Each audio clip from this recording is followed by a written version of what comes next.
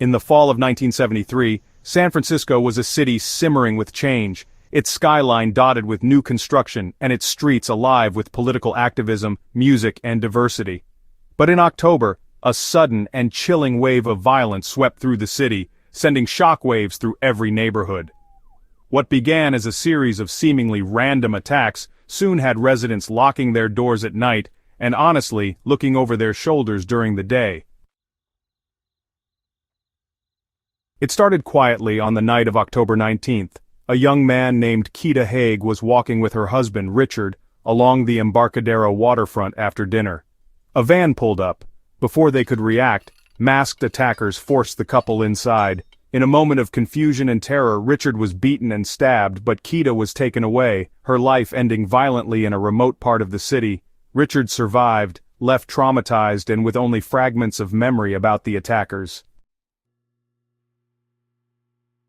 Just 5 days later, on October 23rd, a street cleaner named Frances Rose was shot and killed as she worked in the city's Western Addition. A week after that, another random victim, a young student, Robert Stockman, was gunned down for no apparent reason. Each killing was marked by shocking brutality and seemed to have no motive. The victims were white. The descriptions of the assailants, when there were any, pointed to black men acting in groups. But why? No one could say. The city was gripped with fear. The randomness of the attacks made people feel that no one was safe. Every neighborhood, every street corner felt suddenly dangerous. Newspapers began running stories about the Death Angels, a rumored secret group targeting white residents. As the weeks passed and the bodies mounted, what had once been a city proud of its diversity was now, well, deeply divided by suspicion and fear. Police struggled for leads, and as the murders continued, each one as shocking and sudden as the last, panic spread. Citizens demanded answers. For the first time in decades, San Francisco felt like a city under siege, haunted by an invisible enemy with no clear motive. But for the killers, hidden in plain sight, the spree was just beginning, and the city would soon learn that the nightmare was far from over. As autumn turned to winter in San Francisco, the pattern of violence became impossible to ignore. The killings continued, each one seemingly more brazen than the last. In November 1973, a young grocery clerk named Salim Erekat was gunned down on his way home from work.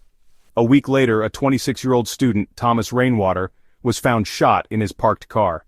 Each victim was chosen at random, each attack swift and merciless, leaving neighborhoods on edge and police desperate for answers. The randomness of the murders only deepened the city's anxiety. There was no robbery, no clear motive, just senseless violence.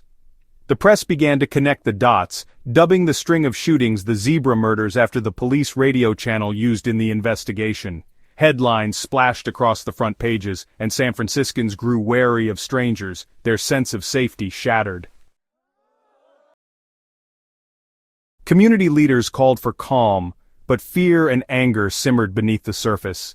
Tensions rose between black and white residents as suspicions grew, and the city's long-standing efforts at integration and unity began to unravel. Some black leaders voiced concern over the growing mistrust, while others worried about the possibility of racial profiling and wrongful arrests. The police, feeling the pressure to solve the case, increased patrols and began looking for connections among the victims. As December came, the violence showed no signs of slowing. Elderly men, young women, shopkeepers, and students all fell victim to attacks on quiet streets and in broad daylight. Each crime scene offered little in the way of evidence, and the killers left behind no fingerprints, no witnesses, and no clear trail. With the city on edge and the police force stretched thin, it was clear that something calculated and terrifying was at work. What no one knew yet was just how organized the group behind the killings was, or how much further the terror would reach before the truth came to light. As the new year arrived, San Francisco's sense of fear transformed into outright panic. By January 1974, the city had suffered more than a dozen attacks, each seemingly unconnected except for the chilling pattern. Victims were white, and the suspects were black men acting without warning or reason. With the body count rising and no suspects in custody, the entire city braced itself every time another headline appeared. Under immense pressure from city leaders and a terrified public, the San Francisco Police Department created a dedicated task force. Officers worked around the clock, poring over maps, crime scene reports, and witness statements. Still, there were no arrests, no reliable descriptions, just a vague composite sketch circulating in newspapers. The randomness of the attacks was there. Weapon victims included retirees, teenagers, businesspeople, and tourists. The only link was their race and the speed and brutality of each assault. With no suspects and a mounting death toll, the police made a controversial decision. In April 1974, they instituted a widespread stop-and-search campaign. Any black man who even vaguely resembled the sketch could be stopped, questioned, and sometimes detained. Civil rights groups quickly protested, arguing that the tactics were unconstitutional and would only deepen racial divides, but the police, desperate for leads, pressed on. The city's black community found itself under a cloud of suspicion. Black residents were afraid to leave their homes, while others felt compelled to carry proof of employment or residency, fearing harassment or wrongful arrest. Protests erupted, and the sense of crisis deepened. Meanwhile, the killings continued. More families were left grieving, and the media amplified the city's anxieties with stories of the elusive death angels and speculations about a secret society behind the spree. Police informants whispered about a small group of young black men, radicalized and operating in secret, but for now, it was just rumor, until a shocking break in the case changed everything. The zebra murders had pushed San Francisco to its breaking point, and the city waited, anxious for the nightmare to end. But the most explosive revelations were still to come. The break the city desperately needed came in April 1974, after months of mounting pressure and relentless violence. It wasn't an arrest or a fingerprint that cracked the case, it was a voice from within. A man named Anthony Harris, shaken and looking for a way out, approached authorities with a story that would shatter the mystery wide open. Harris had once been close to the core group responsible for the killings. He revealed to police that the attacks weren't random at all. They were orchestrated by a small group calling themselves the Death Angels, with roots inside a local religious splinter group. Their motivation, Harris said, was twisted by ideology and a desire to earn status within their secret circle. Harris offered chilling details. The locations of meetings, the methods used to select victims, even a secret attic where weapons were stashed. He provided names and descriptions, guiding investigators to the core members, Larry Green, J-Sex, Simon Manuel Moore, and Jesse Lee Cooks. With Harris's cooperation, police set up surveillance and started closing in on the suspects, watching their every move. The city's anxiety now shifted to anticipation. Would police finally bring the killers to justice? Officers worked quickly, gathering evidence to corroborate Harris's claims. In a series of coordinated raids, police arrested the men Harris had named. Inside their apartments and hideouts, investigators found weapons, radical pamphlets, and evidence tying them to multiple crime scenes. For the first time in months, San Francisco exhaled. The community was relieved, but the full scope of the case stunned even hardened detectives. As the investigation unfolded, the details revealed a story more chilling than anyone had imagined, a calculated plan of violence that had nearly torn the city apart.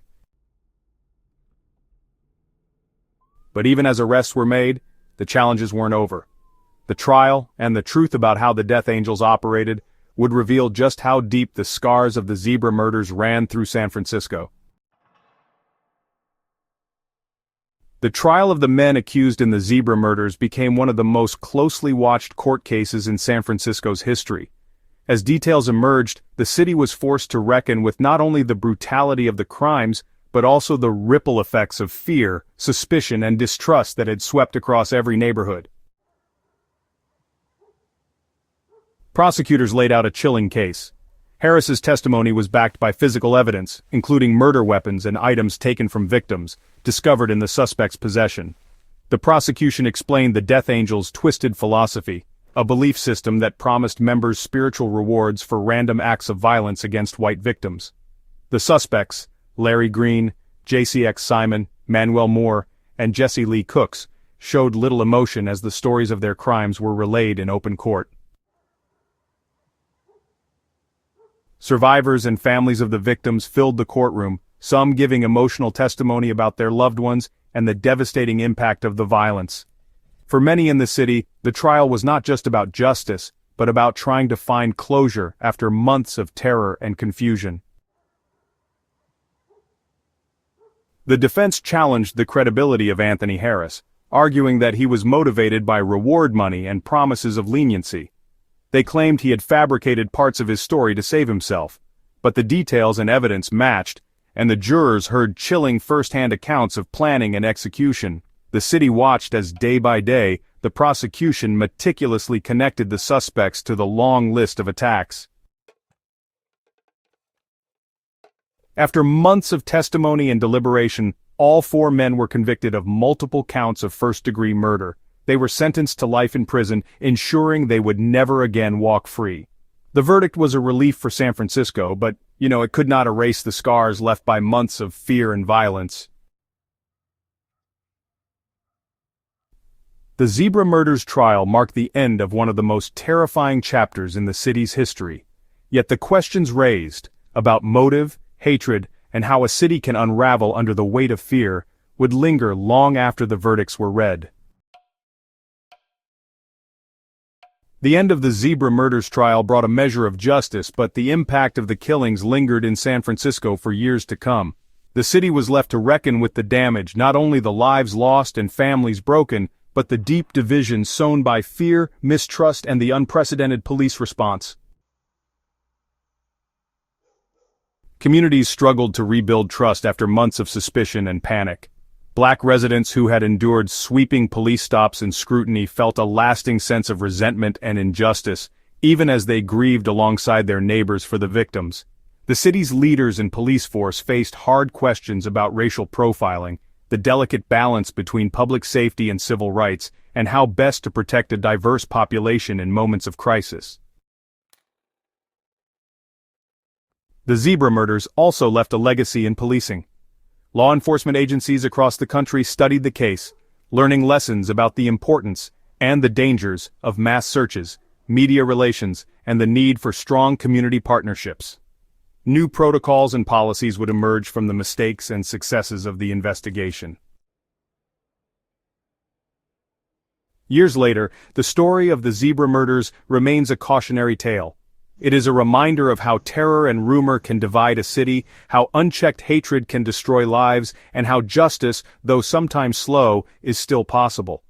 The victims are remembered not just for how they died, but for how their stories challenged a city to confront its deepest fears and find a way forward.